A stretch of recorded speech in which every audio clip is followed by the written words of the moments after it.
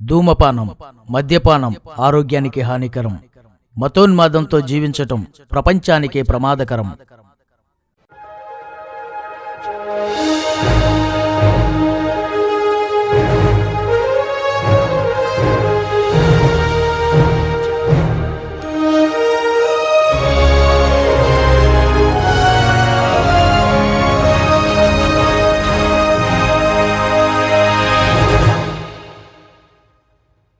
నా ప్రియ భారతీయ సోదరులందరికీ నమస్కారం.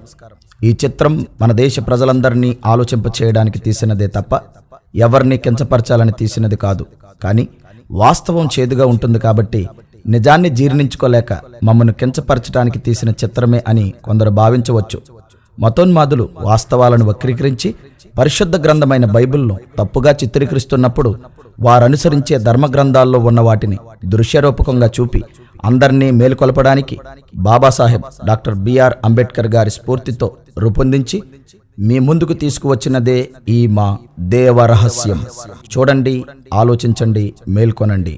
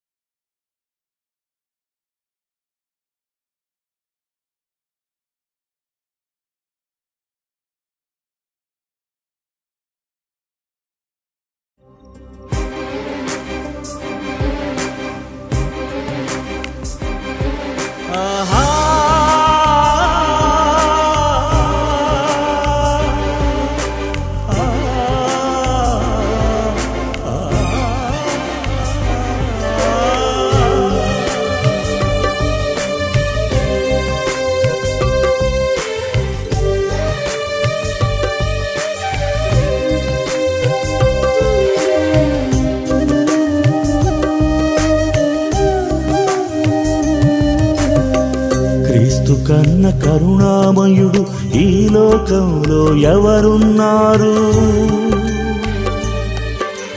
ప్రాణం పెట్టిన ప్రేమామయుడు క్రీస్తు కాక ఎవరున్నారు? క్రీస్తు కన్న కరుణామయుడు ఈ లోకంలో ఎవరున్నారు? ప్రాణం పెట్టిన ప్రేమామయుడు క్రీస్తు కాక ఎవరున్నారు? కులమత భేదం చూపని ప్రేమ, తన పరభేదం తెలియని ప్రేమ, పాపినైన క్షమించే ప్రేమ, క్షమించే ప్రేమ.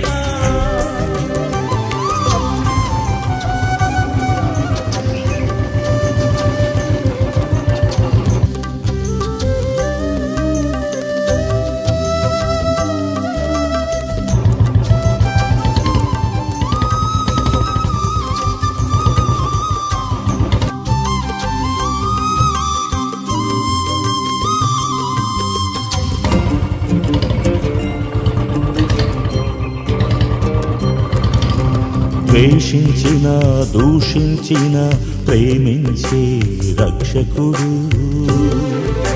శత్రువునైనా క్షమించే నిజ శాశ్వత ప్రేమికుడు. మనుషుల మధ్య భేదం చూపని అందరి బంధువుడు, ప్రాంతం వర్గం ద్వేషం చూపక ప్రేమను పంచిన నాథుడు.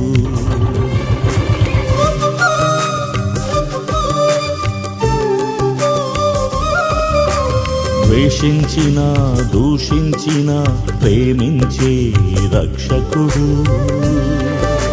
శత్రువునైనా క్షమించే నిజ శాశ్వత ప్రేమికుడు.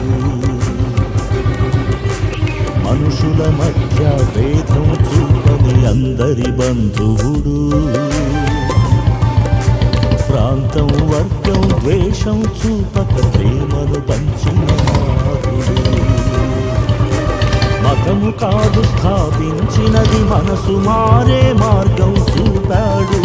స్థిరము కాదు ఈ జీవమని, నిత్య జీవము ఉందని తెలిపాడు. మతము కాదు స్థాపించినది, మనసు మారే మార్గం చూపాడు.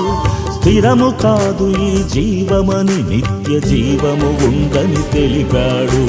మార్గం సత్యం జీవం తానై, కరుణను చూపే దయగల ప్రభువై, ప్రేమకు రూపం ఇచ్చాడు, ప్రేమకు రూపం ఇచ్చాడు. అహింసవాదము సామ్యవాదము నేర్పిన ఉత్తముడు.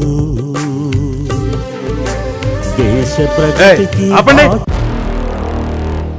ఏంటి ఇక్కడ మత ప్రచారం చేస్తున్నారు? మత ప్రచారం చేయడానికి పర్మిషన్ ఎవరిచ్చారు? పర్మిషన్ ఉందా? ఇక్కడ నుంచి వెళ్తారా లేదా పోలీసులకు ఫోన్ చేయమంటారా? సోదరా, ఇది మత ప్రచారం కాదు, ఇది సువార్త ప్రకటన. మమ్మల్ని అడ్డుకుని ప్రశ్నించడానికి నీకెవరిచ్చారు పర్మిషను? ప్రభుత్వం నిషేధించిన ప్రాంతంలో తప్ప భారతదేశంలో ఎక్కడైనా మేము మత ప్రచారం చేసుకోవడానికి మాకు భారత రాజ్యాంగం పర్మిషన్ ఇచ్చింది. ఈ విధముగా ప్రసారం చేయడానికి ఏ పర్మిషన్ అవసరం లేదు. పోలీసులు ఫోన్ చేయడం కాదు, కంప్లైంట్ చేసుకో. పోలీసులు వచ్చి ఆపేయమంటే ఆపేసి ఇక్కడి నుంచి వెళ్ళిపోతాం.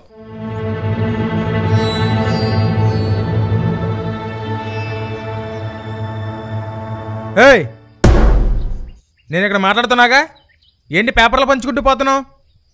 అన్నా, స్త్రీలు ఎక్కడైతే గౌరవింపబడతారో దేవతలు అక్కడ పూజింపబడతారని మీ ధర్మం చెబుతుంది కదా. నీ చెల్లి లాంటి నన్ను ఏ అని ఎలా పిలిచావన్నా?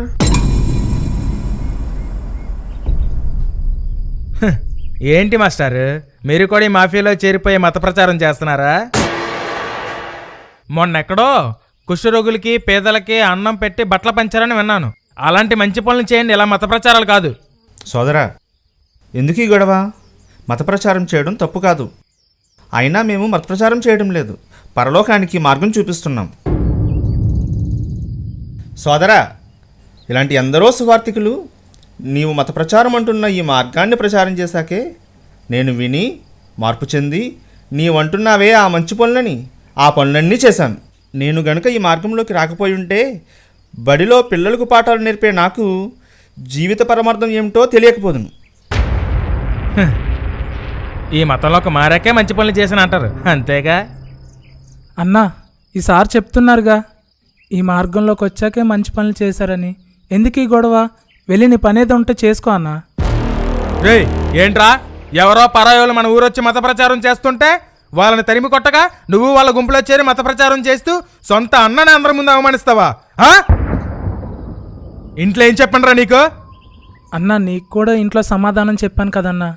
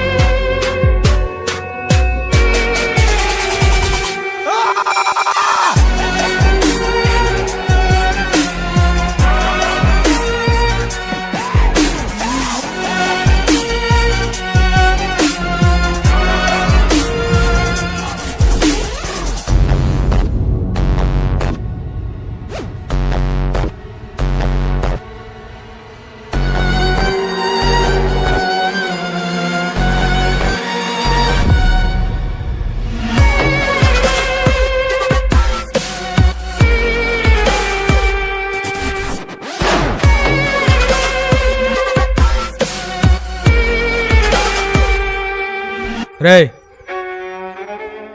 ఎప్పటి నుంచి మతం మారవరా? ఎవడరా నిన్ను బలవంతంగా మతం మార్చింది?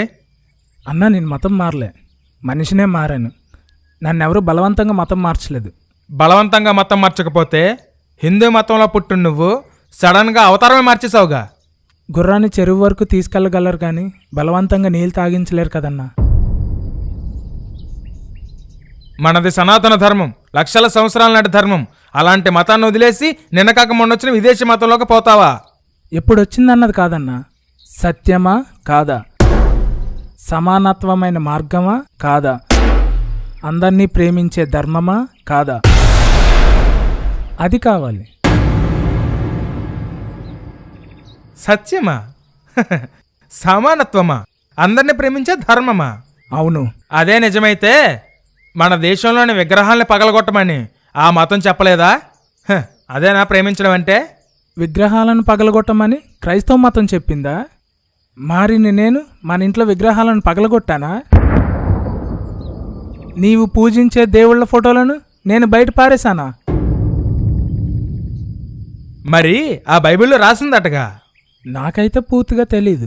దీని గురించి ఒక అన్న చెప్పాడు, నేను విన్నాను, నువ్వు కూడా విను. దేవుడు ఒక ఆజ్ఞనిచ్చారు.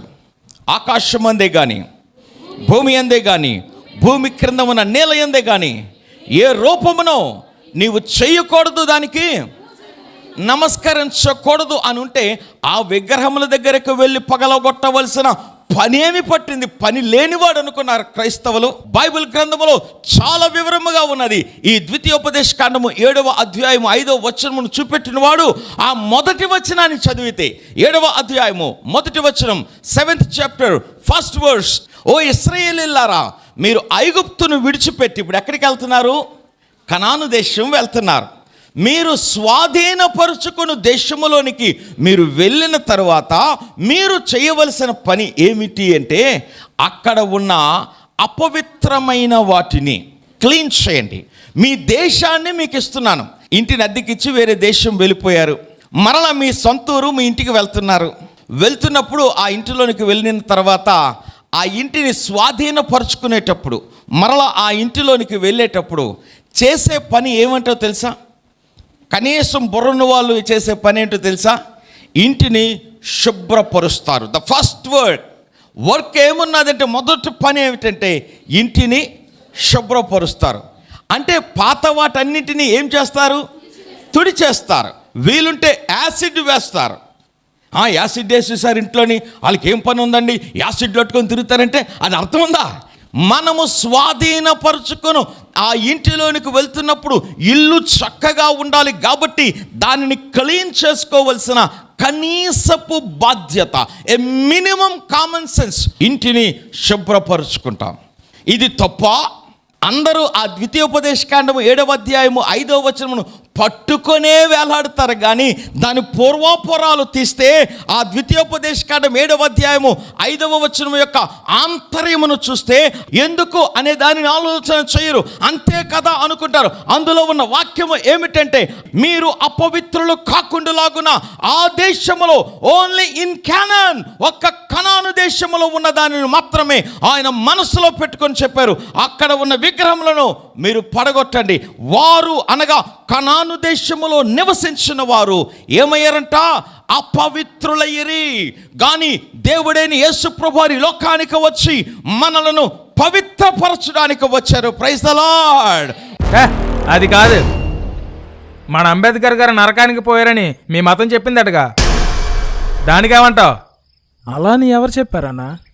అంబేద్కర్ గారు గొప్పవారు కాబట్టి గొప్పవారైన అంబేద్కర్ గారు గొప్పవారు ఉండే లోకంలోనే ఉంటారనుకుంటాను. వాని క్రియలు చెప్పిన ప్రతిఫలం ఇవ్వబడనని బైబిల్లోనే ఉంది. ఎందుకంటే ఆయన నిర్మించిన రాజ్యాంగాన్ని బట్టే స్వేచ్ఛగా నేను బైబిల్ చదువుకుంటున్నాను. సరే, ఇప్పుడు నువ్వు చెప్పన్నా, సనాతన ధర్మం ప్రకారం అంబేద్కర్ గారు ఎక్కడికి వెళ్తారు? సనాతన ధర్మంలో ఎవరైనా స్వర్గానికి వెళ్తారు. అదే నిజమైతే భగవద్గీతలో వర్ణ ధర్మాన్ని తప్పినవాడు నరకానికి వెళ్ళిపోతాడని శ్రీకృష్ణుడే చెప్పాడుగా.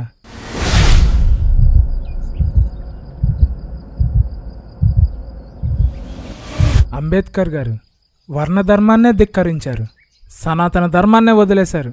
సనాతన ధర్మం చూపించే వివక్షపై గొప్ప పోరాటమే చేశారు. ఇప్పుడు చెప్పన్నా, సనాతన ధర్మం ప్రకారం అంబేద్కర్ గారు నరకంలో ఉంటారుగా మరి. నీ చావు నువ్వు చావు.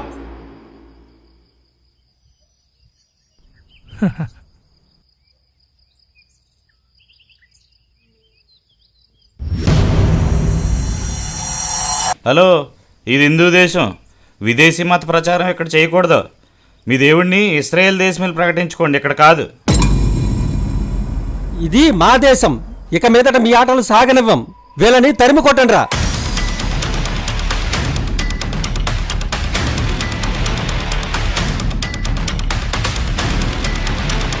అన్న అన్న వద్దన్న అన్న అన్న అన్న వద్దన్న అన్న అన్న వద్దన్న అన్న అన్న వెళ్ళిపోండి అన్న.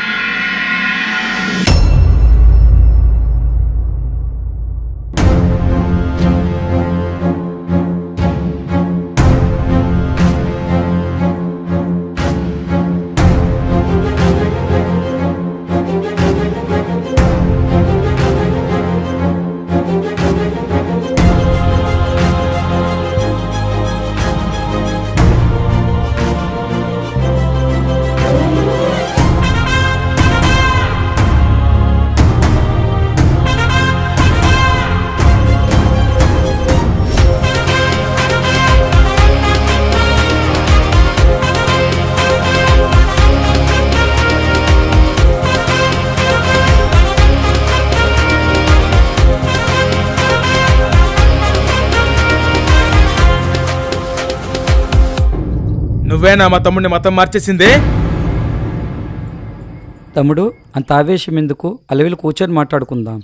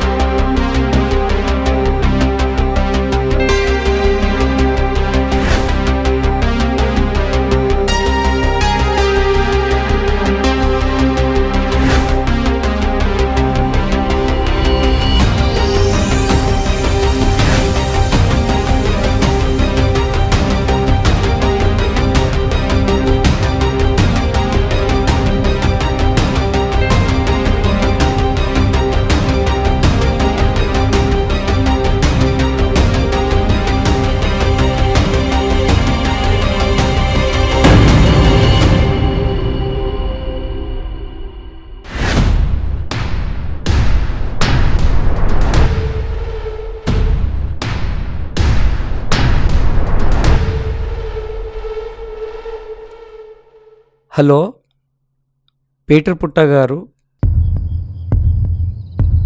నేను ఈశ్వర్ డానియల్ ఆర్కేపీ నుండి మాట్లాడుతున్నాను. ఒక చిన్న సమస్య ఉంది. లొకేషన్ షేర్ చేస్తాను, దయచేసి ఇక్కడికి రాగలరా?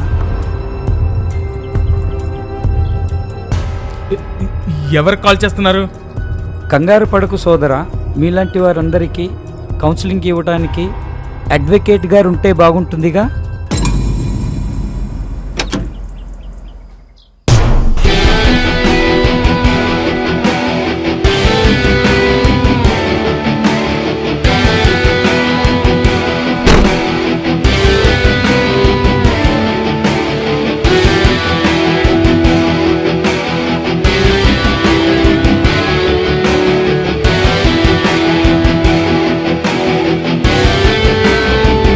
అందరికీ నమస్కారం.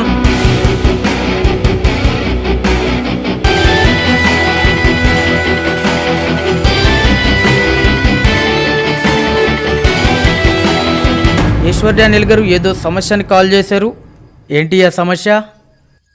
ఈ మధ్యకాలంలో సువార్త ప్రకటిస్తున్న క్రైస్తవులను అడ్డగిస్తూ దాడి చేస్తున్నారు కొంతమంది హిందూ సోదరులు. ఈ ప్రాంతంలో కూడా అదే జరిగింది. కాబట్టి చట్టపరమైన సూచనలు వీళ్లతో పాటు అందరికీ తెలియజేస్తారని మిమ్మల్ని పిలిచాం. ఈశ్వర్ డానియల్ గారు, తప్పనిసరిగా ఈ సంగతులందరికీ తెలియాలి. మన దేశంలో అన్ని మతాలకే చెందిన ప్రజలు నివసిస్తూ ఉన్నారు. డాక్టర్ బిఆర్ అంబేద్కర్ గారి సారథ్యంలో మనకు అతిపెద్ద రాజ్యాంగం ఇవ్వబడింది. ఆ రాజ్యాంగంలో మన భారతీయులందరికీ మత స్వేచ్ఛ అనే ప్రాథమిక హక్కు ఆర్టికల్ 25గా ఇవ్వబడింది. అలా ప్రకటించుకునే క్రమంలో ఎదుటివారి మత విశ్వాసాలను కించపరచకూడదు, వారి మనోభావాలను దెబ్బతీయకూడదు. అలా ప్రచారం చేస్తున్న క్రైస్తవులను ఈ మధ్య కాలంలో మతోన్మాదంతో హిందూ సోదరులు కొంతమంది అడ్డుకోవడం జరుగుతుంది. మనది ప్రజాస్వామ్య దేశం, హిందూ దేశం కాదు. మనది ప్రజాస్వామ్య దేశం. మన దేశానికి అధికారిక మతం ఏమీ లేదు. ప్రతి భారతీయుడు ఏ మతాన్నైనా స్వీకరించవచ్చు, తన విశ్వాసాన్ని ప్రకటించుకోవచ్చు. క్రైస్తవులు ఎక్కువగా తన మతాన్ని ప్రచారం చేసుకుంటూ ఉంటారు. అలా అడ్డుకోవడం చట్ట ప్రకారం నేరం. క్రైస్తవులు నోటి ద్వారా ప్రకటించడం, పుస్తకాలు పంచడం, పత్రికలు పంచడం, బైబిళ్ళు పంచడం, మెగాఫోన్ల ద్వారా వాళ్ళు ప్రకటించడం చేస్తుంటారు. ఎవరైనా క్రైస్తవులే కానీ ఇతర మతస్థులే కానీ వారి యొక్క మత ప్రచారాన్ని చేసుకోవచ్చు. చేసుకునే క్రమంలో ఎవరైనా అడ్డుకుంటే వారు చట్టపరంగా శిక్షార్హులవుతారు. మత ప్రచారం ఎవరైనా చేయవచ్చు. ఆ మత ప్రచారం చేసే క్రమంలో ఎవరైనా అడ్డుకుంటే ప్రచారం చేసే వ్యక్తులు అడ్డుకున్న వ్యక్తుల మీద పోలీసు వారికి కంప్లైంట్ చేయవచ్చు. ఇలా వారు మత ప్రచారం చేసుకోవడానికి ఎవరి పర్మిషన్ తీసుకునే అవసరం లేదు. కాబట్టి భారతీయులమైన మనము ఒకరి విశ్వాసాలను ఒకరు గౌరవించుకుంటూ రాజ్యాంగ ఉల్లంఘన చేయకుండా భారతదేశంలో బ్రతకాలి. అందరికీ నమస్కారం. అసలేంటి మీ బాధ? నా ధర్మాన్ని పాడు చేసే మీ మతాన్ని ప్రచారం చేయడమే నా బాధ. మీ ధర్మాన్ని క్రైస్తవ మతం పాడు చేసిందా? ఎలా చెప్పగలవు? నా తమ్మును నాకు కాకుండా, నా ధర్మంలో లేకుండా ఈయన గారు మతం మార్చేలేదా? సోదరా, నేను నీ తమ్ముడిని మతం మార్చలేదు, నీ తమ్ముడు మతము మారలేదు. మతం మారపోతే ఇప్పుడు వీళ్ళతో కలిసి మా వాడేం చేస్తున్నాడో కనబడడం లేదా? నీ ధర్మంలో ఉన్నప్పుడు నీ తమ్ముడు ఎలా ఉన్నాడో ఇప్పుడు ఎలా ఉన్నాడో తేడా గమనించు. మనిషి మారాడో మతమేం మారాడో నీకే అర్థమవుతుంది. అదంతా కాదు, నన్ను నమ్మకపోతే కోట్ల సంవత్సరాలు అగ్నిలో కాల్చేస్తానన్నాడు మీ దేవుడు. అలాంటి దేవుడు మాకొద్దు. అలా నీకెవరు చెప్పారు? నమ్మని వానికి శిక్ష విధింపబడినని మీ బైబిల్లో రాసి లేదా?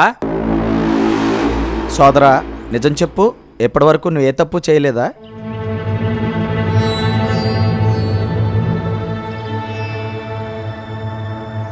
నీ మౌనమే చెప్తుంది నీ జీవితంలో ఎన్నో తప్పులు చేసావని. నీకేమైనా శిక్ష వేశాడా?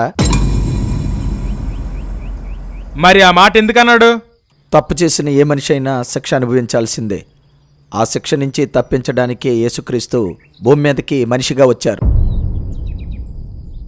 నీవు నమ్మి మార్పు చెంది ఏ తప్పు చేయని వానిగా బ్రతకాలనే ఆయన అలా చెప్పారు.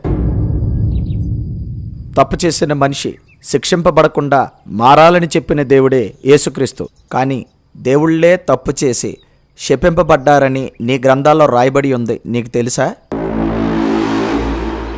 అలా అని ఏ గ్రంథం చెప్తుంది? ఏ దేవుడు చెప్పాడు? రామాయణంలో రాముడితో విశ్వామిత్రుడు ఏం చెప్పాడో తెలుసా? వాల్మీకి రామాయణం బాలకాండ 48వ సర్గము 11 నుండి 28 శ్లోకాల తాత్పర్యము. మిథిలా సమీపమునందున్న వనమునందు ప్రాచీనము, నిర్జనము, సుందరము, శూన్యమును అయిన ఆశ్రమమును చూచిన శ్రీరాముడు మునిశ్రేష్ఠుడైన విశ్వామిత్రుడిని అడిగిన ప్రశ్నకు విశ్వామిత్రుడు తెలియజేసిన అహల్య ఇంద్రుని శృంగార వృత్తాంతము.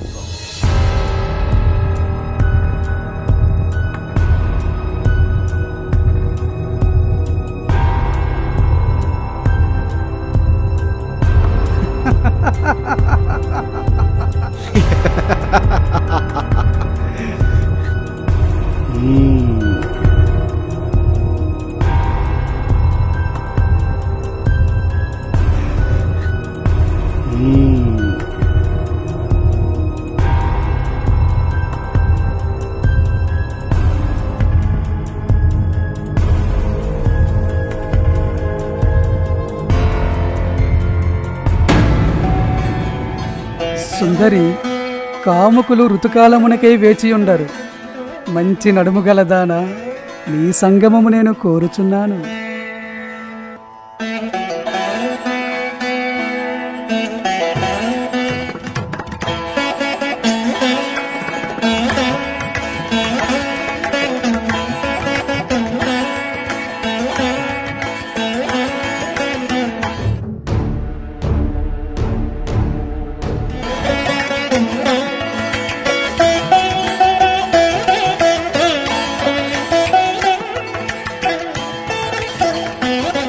కృతార్థమైన అంతఃకరణతో దేవతలలో శ్రేష్ఠుడా, కృతార్థురాలనైతిది. ఓ ప్రభు, ఇచ్చట నుండి శీఘ్రంగా వెళ్ళిపోమ్ము. నిన్ను నన్ను అన్ని విధములుగా రక్షించుము. ఓ సుందరి, సంతోషించితిని, వచ్చినట్లే వెళ్ళెదను.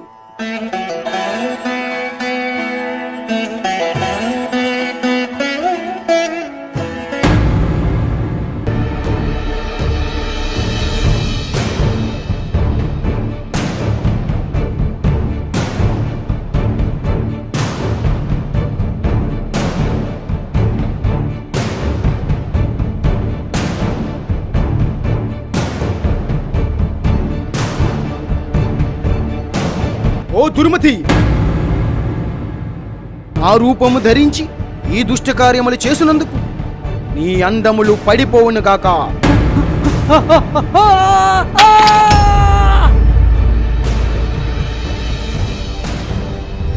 అలా ఇంద్రుడు తప్పు చేసి గౌతమ మహర్షి శాపానికి గురయ్యాడు. మీ దేవుణ్ణి మనుషుల సిలువే చంపేశారుగా, దీనికేమంటారు? యేసుక్రీస్తు అలా చంపబడాలని, మూడో రోజు తిరిగి బ్రతకాలని, ఆయన పునరుత్థానం ద్వారా మనుషులందరూ రక్షించబడాలని ప్రవచన నెరవేర్పు కొరకే అలా జరిగింది. అంతేకాని తప్పు చేసి మనుషుల చేత శపించబడలేదు. మనుషులు కాదు, మహా తపస్సు చేసిన గొప్పవారని మునులు శపించారు. అదే నిజమైతే శ్రీకృష్ణుడిని శపించింది మనిషి కాదా? పైగా ఒక ఆడ మనిషి శపించింది, ఆమె పేరే గాంధారి. ఈ సందర్భం మహాభారతంలోని స్త్రీ పర్వంలో వ్యాస మహర్షి చెప్పాడు కదా.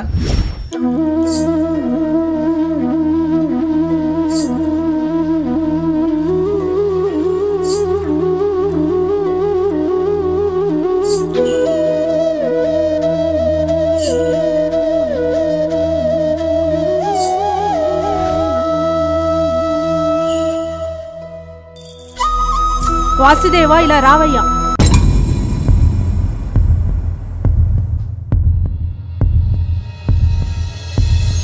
కృష్ణ, కౌరవ పాండవులు తమలో తాము కలహించుకున్నప్పుడు నీవు నచ్చ చెప్పకపోయావు. కథన రంగాన కాలునినప్పుడు నీవు అడ్డుపడకపోయావు. సమర్థుడివై ఉండి కూడా నువ్వు ఉపేక్ష చేశావు. అందర్నీ చంపించావు, దేశాలన్నీ పాడుబెట్టావు. జననాశనానికి కారణమైన ఓ జనార్దన, దీని ఫలము నీవు అనుభవించాల్సిందే. నా పాతివ్రత్య పుణ్యఫల తపశక్తితో పలుకుచున్నాను. నీవు వీళ్ళందరినీ ఇలాగూ చంపావు గనుక ఈనాటికి 36 సంవత్సరాలలో నీ వంశములో కూడా వీళ్ళలాగే పరస్పరం కలిహించుకొని చస్తారు. అదే సమయాన నీవు కూడా దిక్కులేని చావు చస్తావు. నీ కుల స్త్రీలు కూడా అందరినీ ఇలాగే తలుచుకొని ఏడుస్తారు. ఇది ఇలాగే జరుగునుగాక. అమ్మా, ఈ శాపం యాదవులకు ఇదివరకే కొందరు మహర్షులు కూడా ఇచ్చారు. అలా గాంధారి శపిస్తే శాపానికి లోనై శ్రీకృష్ణుడు చనిపోయాడని గొప్పవాడని చెప్తున్నటువంటి వ్యాసుడే చెప్పాడు. అంతేకాదు, భాగవతంలో పోతన ఏం రాశాడో తెలుసా? శ్రీమదాంధ్ర మహాభాగవతం తృతీయ స్కందము 561వ పద్య తాత్పర్యము. ప్రజలందరూ బ్రాహ్మణులను దైవంగా భావించాలని శ్రీకృష్ణుడే చెబుతున్నట్టు పోతన రాసిన సందర్భము.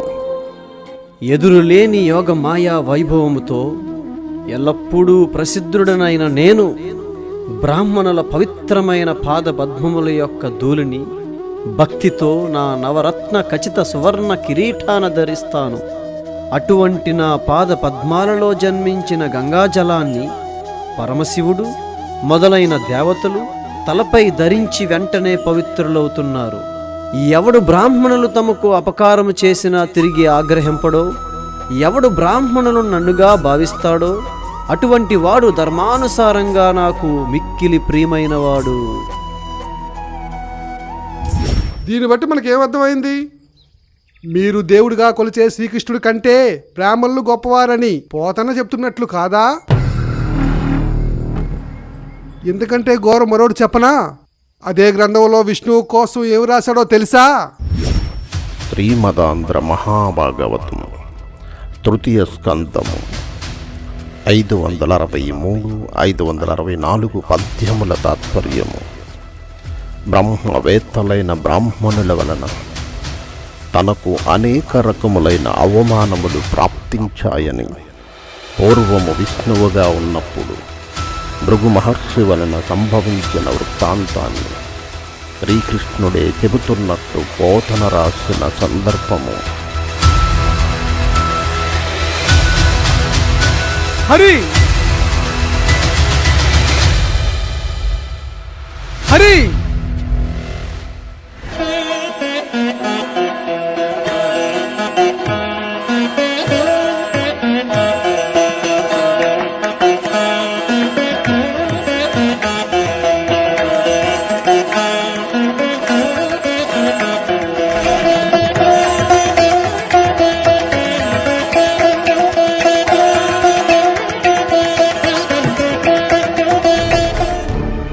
హరి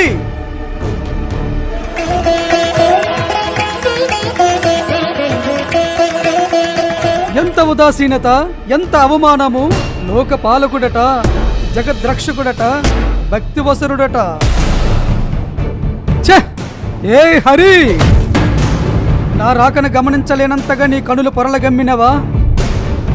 లేక నా రాక తెలిసియూ నన్ను అవమానించాలన్న దురుద్దేశమా?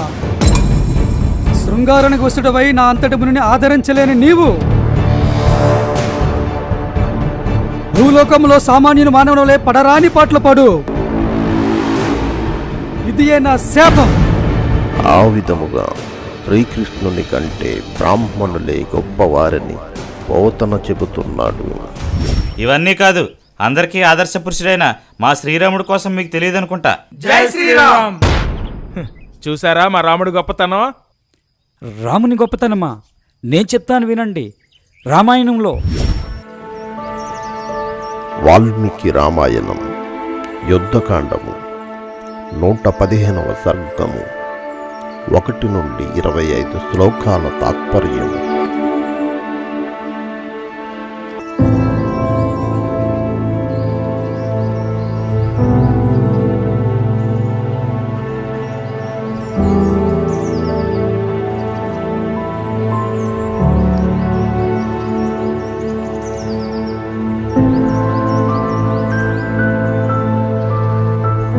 ఓ మంగళప్రదురాల, యుద్ధరంగమందు శత్రువును వధించి నిన్ను జయించి ఉన్నాను.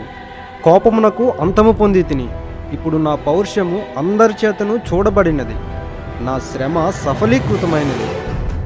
ఈ యుద్ధ పరిశ్రమను నేను నీ కొరకు చేయలేదన్న విషయము గ్రహింపుము. నా చరిత్రను రక్షించుకొనుటకు, అన్ని వైపుల నుండి లోకాపవాదములు రాకుండా చేసుకున్నటకు, ప్రసిద్ధమైన నా వంశ కళాంకమును తుడిచివేయుటకు, గొప్ప కులమైన నా క్షత్రియ కుల గౌరవమును కాపాడుకొనుటకే గాని నీ యందు నాకు ఆసక్తి లేదు.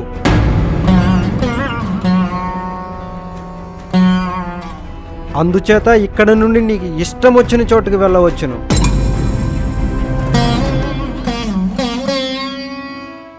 నీ ఇష్ట ప్రకారము లక్ష్మణుని సంరక్షణలో గాని, భరతుని సంరక్షణలో గాని, శత్రుఘ్నుని సంరక్షణలో గాని, సుగ్రీవుని సంరక్షణలో గాని, రాక్షసుడైన విభూషణుడి సంరక్షణలో గాని ఉండుటకు నిశ్చయించుకొనము. రావణుడి ఒడిలో నలిగిన దానవు, దుష్టమైన చూపులతో అతని చేత చెరపబడిన దానవు, సౌందర్యం గల నిన్ను చూసి రావణుడు ఊరకుండా జాలడు గదా.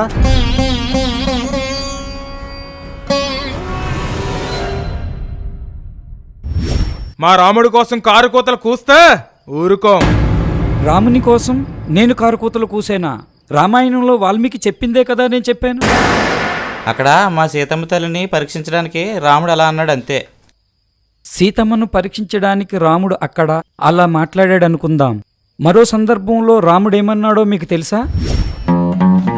వాల్మీకి రామాయణం ఉత్తరకాండం 45వ సర్గం 1 నుండి 24 శ్లోకాల తాత్పర్యము.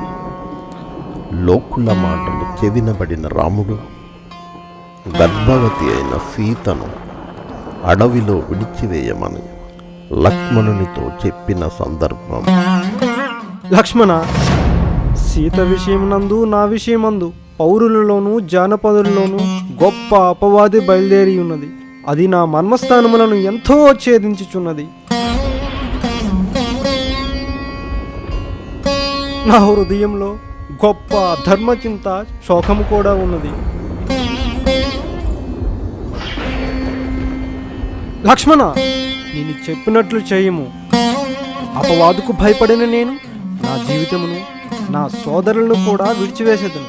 గర్భవతి అయిన సీత విషయం చెప్పవలెనా?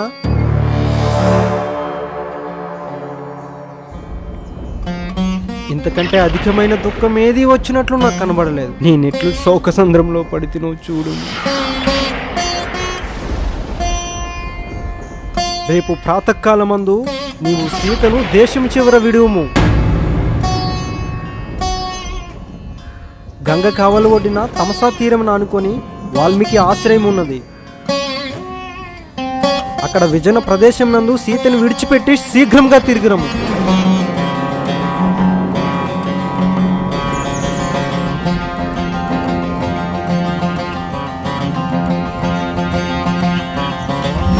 ఆ రాసినోడు తప్పుగా రాసుంటాడు, కానీ మా రాముడు చాలా మంచోడు. రాముడు మంచివాడైతే అయ్యుండొచ్చుగాక, రాసినవాడు కల్పితం రాశాడంటావా?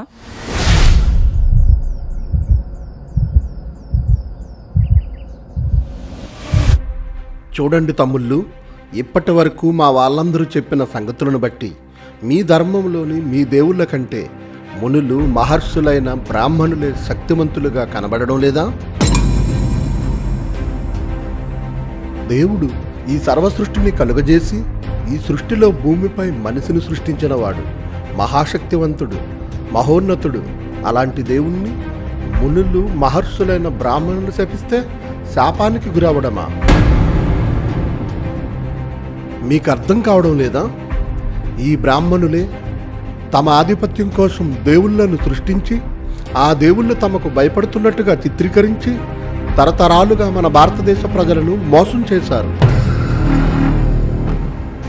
దేవుని శక్తి ముందు మనుషుల శక్తి ఏ పాటిది? కానీ మీ ధర్మంలో మునులు మహర్షులైన బ్రాహ్మణులే శక్తిమంతులుగా కనబడుతున్నారు.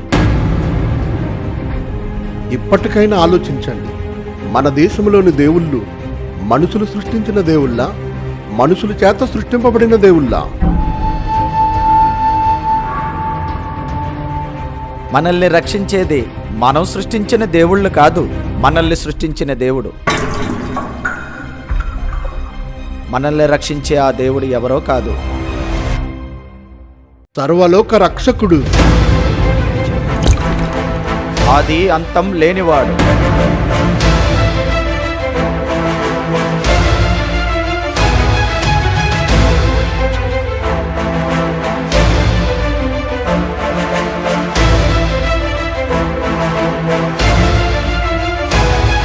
మరణాన్ని గెలిచిన మహాగణుడు,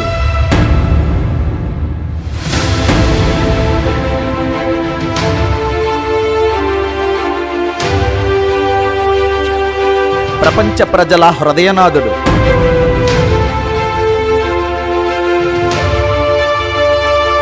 అందరికీ ప్రభువు,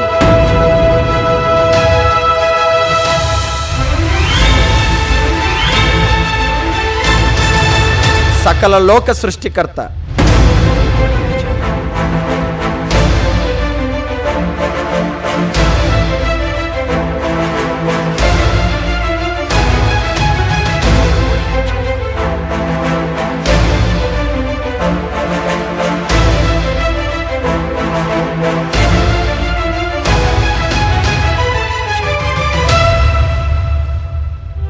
ఆయనే ప్రభువైన యేసుక్రీస్తు.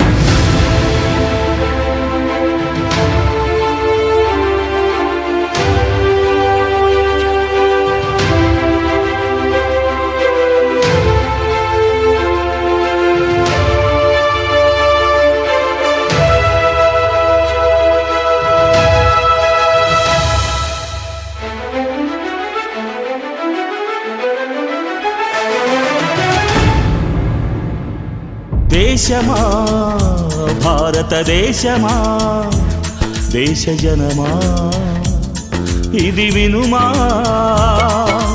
కులమత భేదము చూపని తత్వము దేశానికి క్షేమము. సమానత్వము, సోదర తత్వము ప్రజలందరికీ శ్రేయస్కరము. ప్రజలందరినీ ప్రగతి పథంలో నడిపే నాథుడేడి. పరమాత్ముని తత్వము ప్రజలందరిలో నింపే ధర్మం ఏది? ధర్మ మార్గములన్నీ విచారించుమా. దేశ రక్షణకై దైవ మార్గము అనుసరించుమా.